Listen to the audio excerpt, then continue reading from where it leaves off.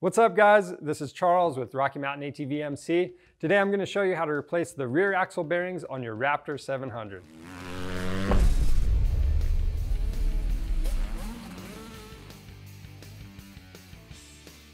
The rear axle bearings on these sport ATVs take a lot of abuse and eventually they'll wear out over time. So that's why it's important to check these during your routine maintenance check.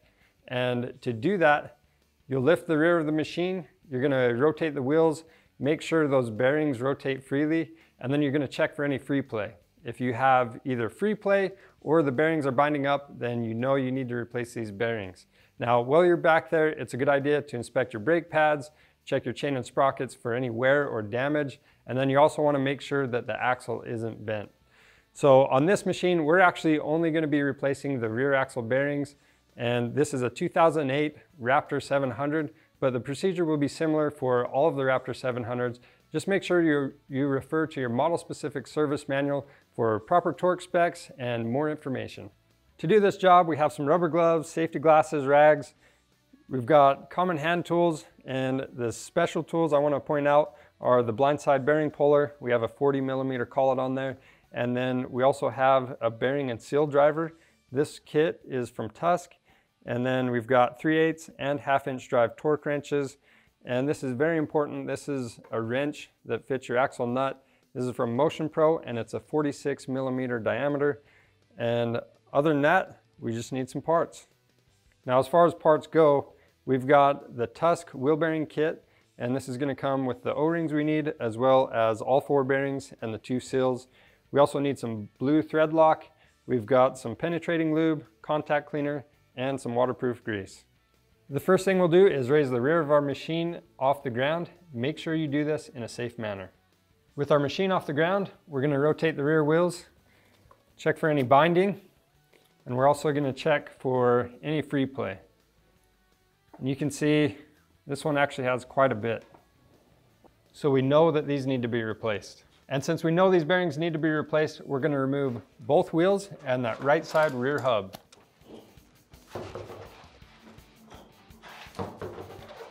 I want to point out this hub is loose before we even backed off this nut, and it's really important to have this nut torqued all the way down because the side-to-side play, eventually it can progress and those splines wear out. So just when we're going back together, make sure it's torqued down.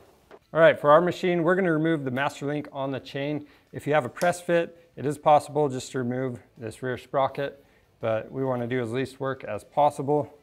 So we're just going to remove the master link on ours.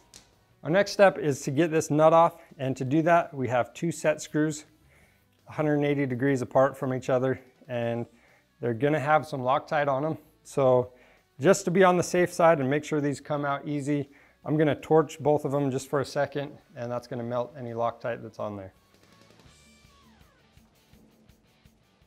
Now this nut's going to be on here pretty tight, so I'm doing the same thing with this. I'm going to heat it up and I'm going to apply the rear brake, and we'll use our special tool to remove this. Now this nut actually wasn't very tight, so I don't know if someone's been in here before, but there is a concave washer that goes on here, and it looks like it was actually flipped around the last time it was on. It should have the side that is bowed out, should be facing the end of the axle. So with that out of the way, we can remove the 2 caliper mounting bolts.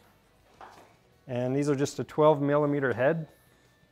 I'll just set that off to the side, and just to be safe, I'll set a rag underneath it so we don't scratch anything up. So the next step is to slide this whole brake disc assembly off. But to do that, this one is actually seized on there.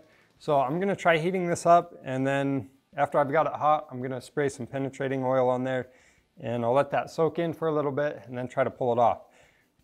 The other thing about it, if you're spraying some oil on here, when you're going back to reassembly, you want to make sure you have all of that off of the disc.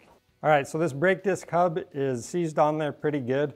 So I'm going to use some penetrating lube on both sides of it and let it sit for a little bit and let it free up, and we'll come back and pull it off. All right, next thing we'll do is there's an O-ring down here, so we need to use our pick tool and remove it. All right, next we'll take our snap ring pliers We'll remove that snap ring. And now we'll remove this caliper mounting plate. There's just a couple O-rings holding this into place once that snap ring's off. Looks like one of our O-rings on here already came apart, but we need to remove the second O-ring. And then at this point, we're actually going to remove the axle assembly. Just so we don't damage the threads on the axle, I'm going to put the nut in place. And then we're going to use a block of wood and a mallet to drive this out. All right, we'll take the nut off and pull the axle the rest of the way through. All right, now that we have the axle removed, we can remove the seals from both sides of the axle carrier. And I'm just going to use my seal puller. Now we can take our 40mm collet. This is going to be a little bit of a tight squeeze, but we're going to install it through both races of these bearings, and then we're going to use our slide hammer to drive these out. All right, so the bearings came out of this side pretty easy, but this other side is a pretty difficult time. We actually had one of the bearings that just completely came apart on us, and it made it a little bit more difficult to get the outer race out of the axle bearing carrier. And the other thing I want to point out about this is these bearings might not have been as stuck if they weren't neglected after they started going bad. These were so bad that you can tell it let a bunch of water in there, everything got really corroded, and that's what made it so hard to get out.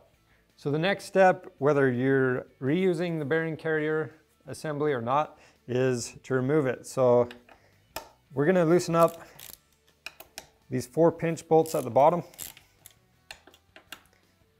And then we're going to use a rubber mallet and tap this piece out. Don't get too crazy with it. You don't want to damage this.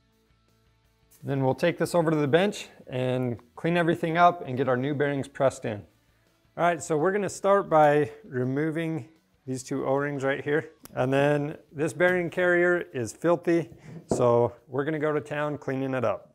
So once you have the carrier cleaned up, you want to inspect the surface of that bearing bore and make sure there's no damage in there. If there's not, we can go ahead and install the bearings. So to do that, I'm going to start with this side facing down, and we're going to take our heat gun. We're going to heat this inside diameter, and then we did have our bearings in the freezer for a little bit. And for these bearings, they're going to be the same on either side. And when you drive them into place, the driver we're using, it fits on that outside diameter, and that's how you want to do it. You don't want to just hit on that inside. And we'll take one bearing at a time, and just something that I found has helped me is I'll put a little bit of grease on this, and just helps them drive into place square, and they're not going to catch. Then we'll take the carrier, we'll flip it over, and we'll insert our spacer. And then after that, I'm going to heat this bearing bore again, and then we'll drive the bearings in.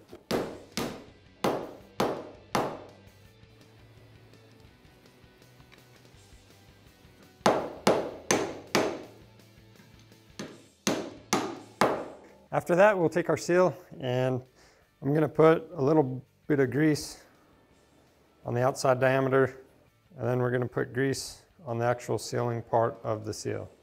So now we're going to put this in place. You have this big lip on this outside. That's going to be facing out.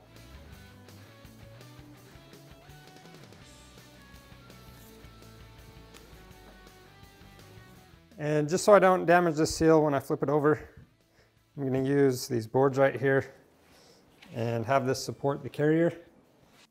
That way I can support this without damaging the end of the seal. Then we can grease and install the other seal.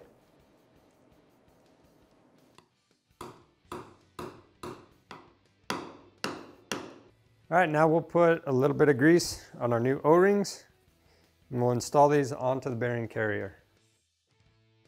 All right, now we'll clean up the swing arm where our carrier goes.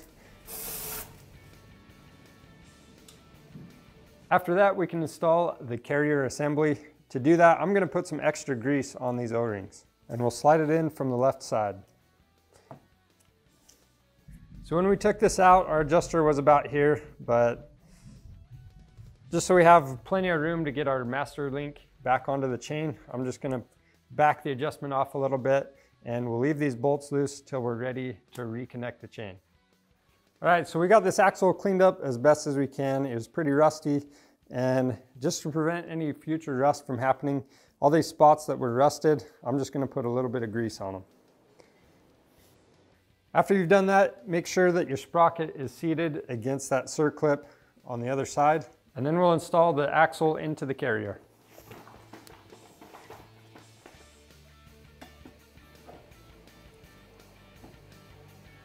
All right, now we'll install our new O-rings. We've got one that goes all the way up against the bearing carrier, and then we've got one that goes in that second groove. Then we'll take the caliper bracket and we're going to slide this into place. Then after that, we'll install the snap ring.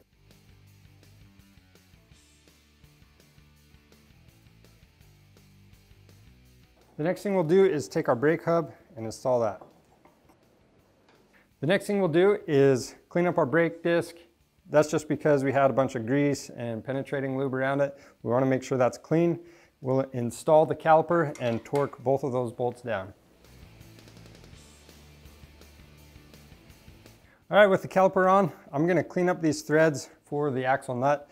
And the reason I'm doing that is we're using Loctite, so we want all the grease and everything off of that. Next, we'll take our washer and we're going to put the convex side facing the wheel. Then we'll apply a little bit of blue thread lock to the threads on our axle. Now we can take our special tool and put your torque wrench at 170 foot-pounds and we'll torque that nut to spec. All right, now we'll take our set screws, put a little Loctite on them. We're going to torque these to 5.1 foot-pounds.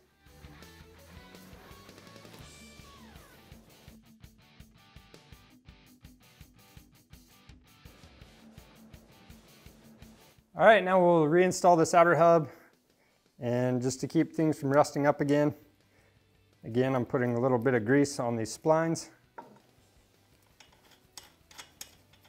We'll torque this nut down to 145 foot-pounds. After that, we can install the cotter pin. Next, we'll reinstall our chain and the master link.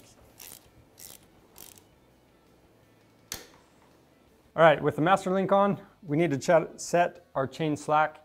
So to do that, I'm just using the end of a punch right here, and we've got the holes in that bearing carrier. We're just gonna set that in there. And then to tighten the chain, you can rotate the wheels clockwise from this side, or if you want to loosen it up, you'll turn it counterclockwise. And the chain slack for this is going to be 25 to 35 millimeters. Once your chain slack is set, we're going to tighten down these 4 pinch bolts to 15 foot-pounds. And the last thing we need to do is install the wheels.